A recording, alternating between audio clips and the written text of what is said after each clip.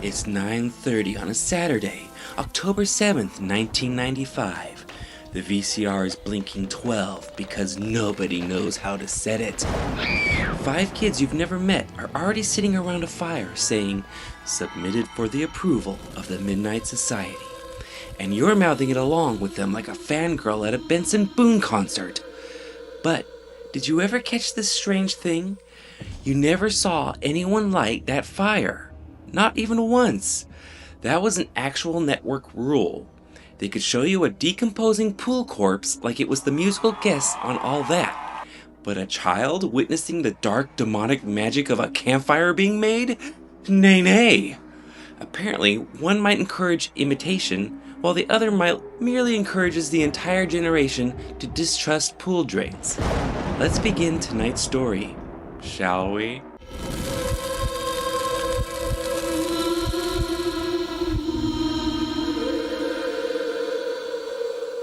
It's 1990. 2 guys named DJ McHale and Neve Campbell walk into Nickelodeon with a horror show for children called Scary Tales. That's Fairy Tales with an SC if you didn't catch that. That was the working title. Even the cursed monkey paw would have asked them to take another pass at it. Nickelodeon says no. The note back to them was more or less, "You cannot scare little kids. That is not a thing we do here. Please exit through the slime." So the pitch goes into a drawer and sits in the dark for a year with unfinished business, waiting for someone to open the wrong drawer. If that setup sounds familiar, it's because it's roughly a third of the episodes. Then, Nickelodeon hires a new development executive named Jay Mulvaney, who does the single most dangerous thing a new employee can do, which is read the old files. When McHale and Campbell come back to pitch something completely different, he stops them and asks, What about this scary one we found in the drawer? The show that owned Saturday Night for a decade was rescued from a filing cabinet. The title didn't come from a focus group either. McHale had said that the phrase came straight out of a Dr. Seuss story called What Was I Scared Of?, which is about a pair of empty pale green pants that walked around with nobody inside them. The Green Eggs and Ham guy wrote the scariest thing in the entire video and filled it between books about hats. But Nickelodeon needed cover, so they gave McHale a condition: base the episodes on classic literature. Poe, Daphne du Maurier. The Tale of the Twisted Claw is straight up The Monkey's Paw by W. Jacobs. That wasn't an artistic choice. That was a legal shield. If a parent called and complained that their 8-year-old hadn't slept in 4 days, Nickelodeon could say, "Well, ma'am, technically, that's Edgar Allan Poe's problem. Take it up with him. He's been dead since 1849. Real quick, if you're having a good time, hit subscribe. It's free, and it's the only ritual in this video that doesn't require a fire, which is convenient because I'm not legally allowed to show you how to start one. Okay, back into the woods. Nickelodeon's standards department would let the show drown a child in a swimming pool. They would let a kid get trapped in a crystal ball for all eternity with no rescue. But a character striking a match on camera? Absolutely not. Eternal damnation? Approved. Fire safety? Hell no. 91 campfires, counting the original run and the revival, and you never watched a single one get lit. It was just already on when they arrived, like a hotel breakfast. At some point, that stops being a safety policy and becomes a haunting. And then the policy bit them. A script finally called for an actress to strike a flame on camera, and she struggled with it because nobody on set had ever allowed her to. Nickelodeon didn't protect a generation from matches. They just raised one teenager who could not operate a candle. Now, the midnight dust. That handful of sparkle the storytellers tossed into the flames to open the show, you thought that might be some magic ash or maybe crushed bone. Well, I hate to burst your bubble, but it was Coffee Mate, non-dairy creamer with glitter. And McHale has said that the creamer they used was petroleum-based. And that's the part I need you to sit with, because it makes you think, what are we putting in our bodies? The most sacred object in your childhood is in your aunt's cupboard, right next to the Splenda, the tombstones. The tombstones weren't real either. You legally cannot broadcast a real person's name on a headstone, so the crew hauled foam replicas into real cemeteries and set them in front of the actual graves, and they had to invent names for them, which means somebody's entire job that week was making up dead Canadians. You show up, you drink some coffee, invent 40 people, kill them, and be sure to spell the names right. And Ross Hull, who played Gary, quietly removed the lenses from Gary's glasses after the first season, because the glasses kept catching the studio lights. So the leader of the Midnight Society spent 4 years staring at us through 2 perfect circles of Canadian night air. When the rating system launched in 1997, this became the first Nickelodeon series slapped with a TVY7 rating, and the opening credits alone were considered so frightening that Saturday morning airings added a voiceover warning on the front of them. Not the episode, the intro. In those woods, black trees, fog rolling through, a forest that had clearly consumed at least one hiker. The location work was real. Actual wooded areas around Montreal, Quebec, which is why the show has a texture nothing else on Nickelodeon had. It looked cold because it was cold. It also looks like nobody's having a good time because nobody was. They filmed at a Montreal arboretum that would not permit insecticide, so the crew worked in beekeeper outfits to keep the bugs out. Grown professionals in mesh hoods making a children's television show, dressed like a cult that worships window screens. McHale has told the story of directing the actress Mia Kirshner through a soliloquy while mosquitoes flew up on her nose. The campfire itself, though, was indoors. An enormous set built inside a Quebec soundstage, and here's the part that makes it worth mentioning. They built it with real foliage, real branches, real leaves, real plants, under real lights, for weeks. Which is why by the end of the shooting block, the entire forest had dried out into kindling. McHale has said that the fire department nearly shut the production down. Read that back.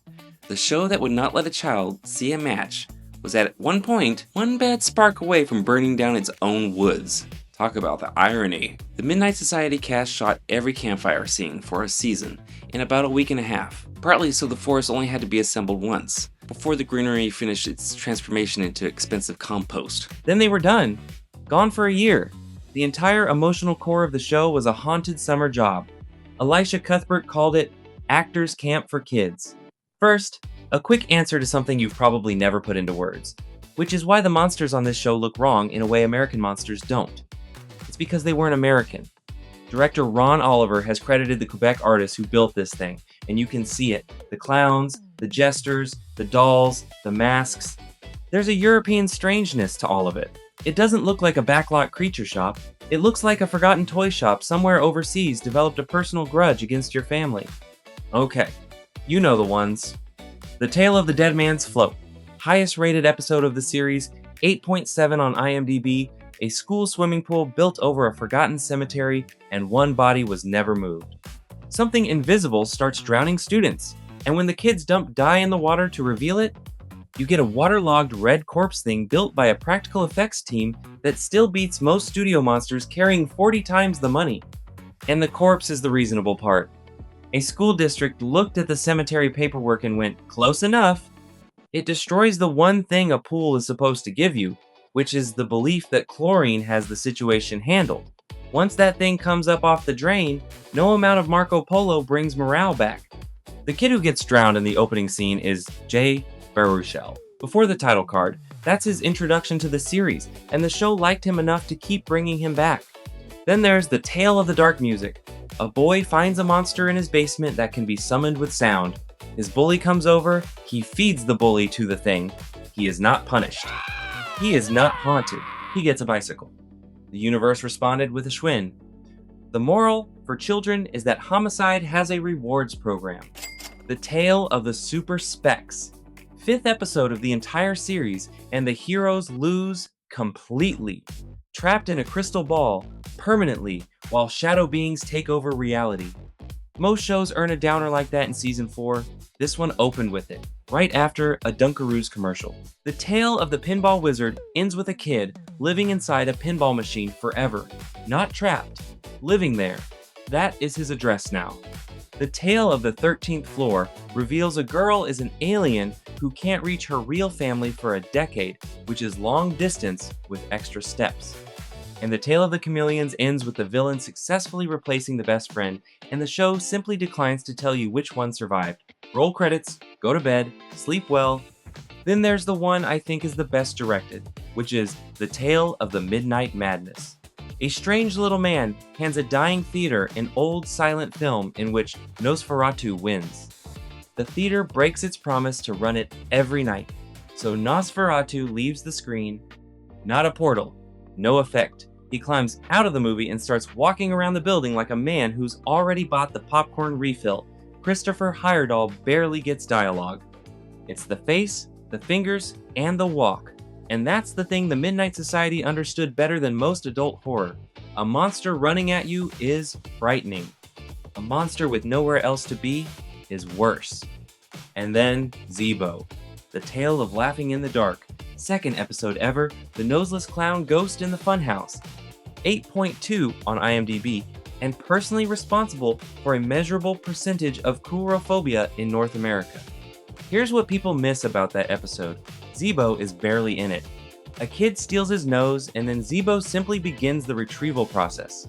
A cigar smell in the house, a footprint, a balloon, inflating on its own, a phone call that ends in that laugh. They made a clown the most terrifying thing on television by having him behave like an extremely committed lost and found department. Everyone brings up the famous names: Neve Campbell, Hayden Christensen, Melissa Joan Hart, and Ryan Gosling, who is where I need to correct the record. The story everyone tells is that Ryan Gosling got his start on this show. What actually happened is better. Gosling was offered a seat in the Midnight Society, an actual regular role. He turned it down because he'd gotten the all-new Mickey Mouse Club instead. He did guest star later. Ryan Gosling looked at the Midnight Society and said, "Respectfully, I'm gonna go do this with Britney Spears instead." But the guy who directed him is more interesting than that, and he's about to matter a lot. Ron Oliver became Gosling's mentor, let him live in his loft in Hollywood, eventually asked him to be best man at his wedding. Gosling apparently also spent that period annoying the downstairs neighbors by playing guitar out on the balcony, which means somebody in Los Angeles was banging on their ceiling at Ken years before anyone knew he was Ken. Then there's Elisha Cuthbert, who first showed up on this show as a child and later came back in to audition for the new Midnight Society. In the room, she mentions to McHale that she's already been on his show. He asks her who directed her. She says, "You did." The man spent 5 years building horrifying reveals for children. She got him in 3 words. And my favorite person from this production never appeared on camera at all. The visual effects supervisor was a guy named Steve Kolbach, and he described the gear they had as very much an old truck. He went on to be the visual effects producer on Game of Thrones. 7 Emmys! More than 10,000 effects shots. The man who put a corpse in a swimming pool with an old truck later put dragons over King's Landing. They liked him enough on set that there's a character named Coach Kolbach, so an Emmy winner's name entered the world attached to a Canadian gym teacher. And Ross Hull, the empty glasses guy, the leader of the Midnight Society, left acting and became a meteorologist. Not as a bit, a real one. He forecasts for Global News in Toronto.